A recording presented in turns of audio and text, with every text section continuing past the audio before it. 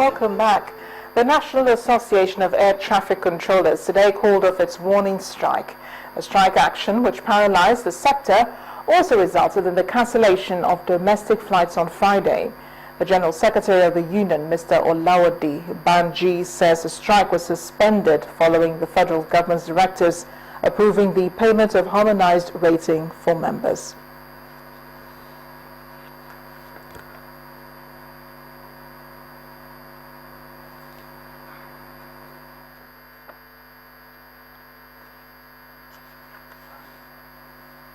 And in sports news, research studies have revealed that engaging in sporting activities can aid in relieving stress and promoting teamwork. In the special report, our sports correspondent Austin Okonapan examines how Scrabble is used to build and develop good family values.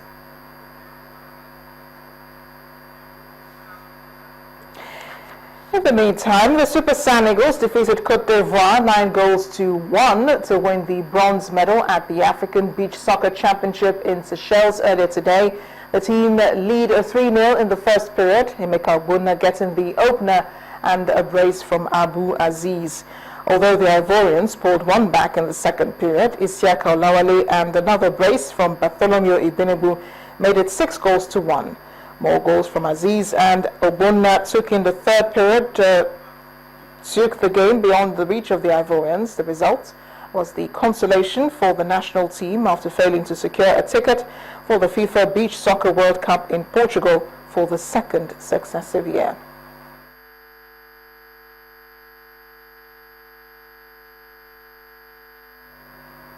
We can now bring you Austin Okonapan's report on how Scrabble is used to build and develop good family values. Scrabble is a word game in which 2 to 4 players score points by placing tiles on a game board. A good understanding of the game can aid in building a sound mental capacity, while others simply use it for leisure. Playing Scrabble at the beach gives it a unique atmosphere, but getting families involved makes it special.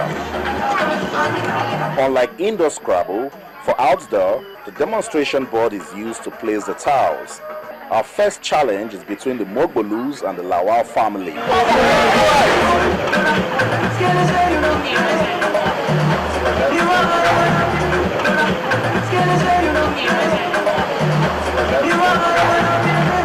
The Mogbolus had a great time, and the services of their father and coach was evident. The organizers believe putting together this sort of events will assist in building good family values and bonding. The whole idea of this event is to connect families together, then create a ground for business ideas and all of that. So that's the logic. I think it's a good way of having families interact, particularly now that we have so much discord in the Nigerian polity.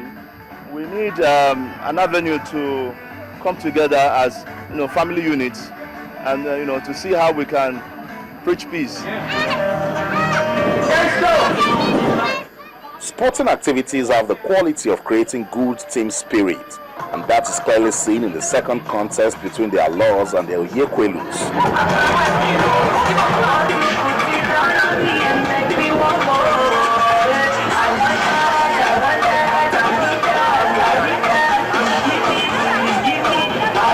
We want more families to be involved in playing the game of Scrabble, and they can only build it, from the indoors before they can mature to come to the beach. And it would be nice if this is yearly, so that the fun and excitement, not even yearly, seasonally, so that there'll be a more fun and more excitement coming to the beach and playing Scrabble as a family. It's lovely, because Scrabble on its own is actually very interesting, and then having the ocean view makes it more interesting. At the end of the event, the families had a good time knowing each other and exchanging gift items.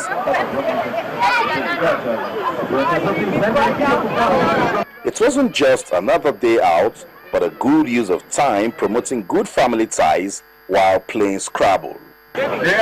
Austin Okonapan reporting for Channels Television News. We're taken outside our shores now. Aston Villa came from a goal down to beat favourites Liverpool 2-1 in the English FA Cup semi-final at Wembley earlier today. Liverpool made the breakthrough in the 30th minute when Philippe Coutinho scored after sloppy Villa defending. But Villa were only behind 6 minutes before they deservedly got another equaliser, all thanks to Christian Benteke. Villa went ahead 9 minutes into the second half when Fabian Delph scored after a superb move, which included a Benteke backheel. The defeat ended Liverpool skipper Steven Gerrard's dream of bringing his 17-year career at Anfield to a close with a cup winner's medal on his 35th birthday. Villa will play Arsenal in the final on May 30th. In tennis, world number one Novak Djokovic continued his perfect run of form to claim the Monte Carlo Masters title with a 7-5, 4-6, 6-3 win over Czech 6th seed Thomas Berdych. The Serbian becomes the first player to clinch the opening 3 Masters titles of the season after he triumphed in Indian Wells and Miami earlier in the year. Berdych, however, was no pushover in the final of the first tournament of the European clay court season, which will culminate at Roland Garros from May 24th to June 7th. Coming into the match with two victories, and 18 defeats recorded against Djokovic, Berdych had little to lose and he started brightly, stealing the Serbian serve in the first game, allowing his opponents only 2 points in the first 2 games.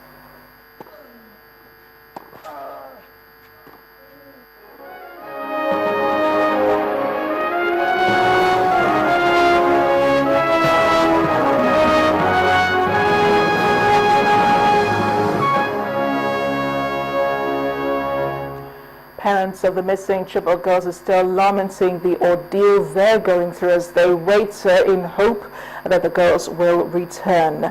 Our correspondent Blessing Tuno visited Chibok in Borno State, where she observed that the parents, the community and the indigents are still hopeful, just like the governor, that the missing girls will be found. Chibok, like most council areas in Borno, is a farming community, annually boosting the food reserve of the state. The bumper harvest in most years provides more than enough for locals, and on market days there is a high demand for their produce available at subsidized rates. Life is simple for residents of Chibok, but fewer things bring them more pride than sending their children to school to afford them better opportunities in life. It is for this reason the government boarding secondary school Chibok takes pride of place in the town. It's the area's biggest school and in the past year has received global attention for a most unfortunate incident. More than 200 final year girls of the government secondary school Chibok were tricked out of their beds and led all the way to captivity by bandits who pretended to be Nigerian soldiers. The kidnapping provoked global outrage, and campaigns were launched to compel the federal government to rescue the girls. 1 year on, the girls remain in captivity.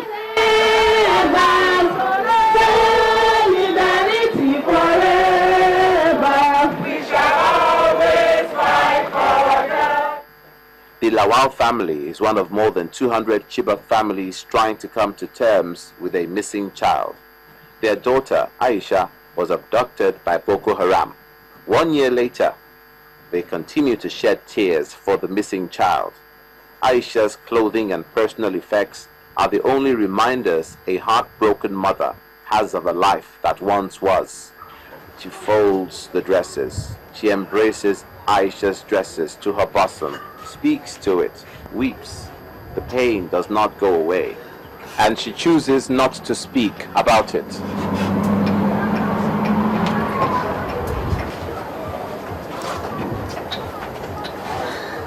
Lawan Zana, the father of Aisha and 6 other children, is not coping any better.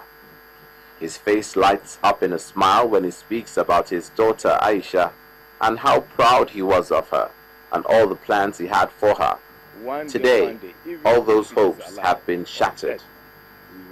His hopelessness has given way to resentment at a government that has failed to rescue his daughter and her classmates. Some of our sisters who are there at Abuja, they were fighting. They say let the federal government bring back our daughters for us. They say it is lie. It is not lie. We are the parents. My daughter, she's one among the students. Aisha and some of her classmates were last seen in a video released by Boko Haram not long after the abduction. Their schoolmates recognized them from the film. All schools in Chibok Council area have remained closed since April last year. The result is hundreds of idle children. One of the victims is Mary Philemon, a student of the attacked school. Her hometown, Manyi, has been burnt down by the insurgents, and her family now finds temporary shelter at Chibok Primary School. However, the trauma has not diminished the thirst for knowledge.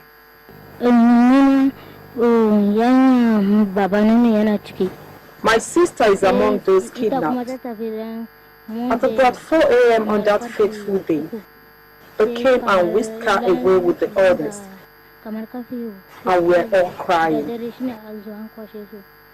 Principal of the attacked school, Asabe Kwambla, says the abduction has caused a major setback in the education sector, and she wants the federal government to live up to its promise of rescuing the girls. We are still appealing to the federal government. They should look into this problem, because these are students, they are human beings. And I think it's good for federal government to do something to get this innocent student back. Despite its recent successes in the region, Nigeria's federal troops have admitted they are not any closer to solving the mystery of the girls' whereabouts, and neither is the Borno state government. Hitherto we had stories of the girls being in the Goza-Damboa axis, but for now, Damboa, especially the Damboa township, is relatively safe. Goza has been recaptured, so our honest assessment is that probably the girls are in the Sambisa forest, and it's our honest belief and prayers that they will be found in good shape. Most important thing is for us to get them alive, and we'll get them alive by the grace of God. The federal government recently awarded the contract for the rebuilding of government secondary school Chibok, but the parents of the girls are more concerned about when their daughters will be rescued and reunited with their families.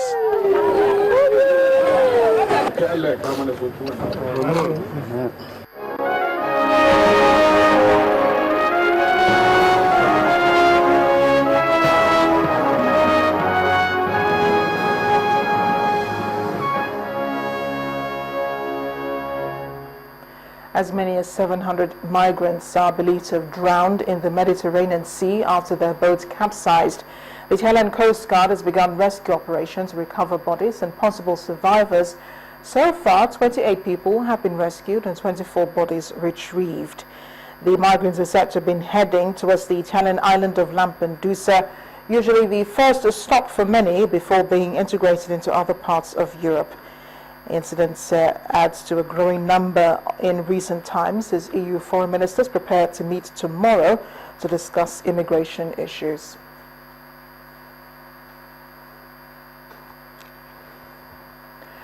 And the main news again.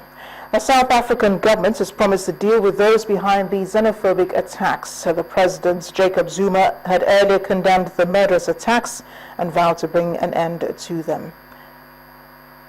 Also, the President-elect General Muhammadu Buhari has asked Nigerians for time to settle into work after May 29 handover. While receiving a delegation from Bauchi State, General Buhari pledged to do his best and run an upright government.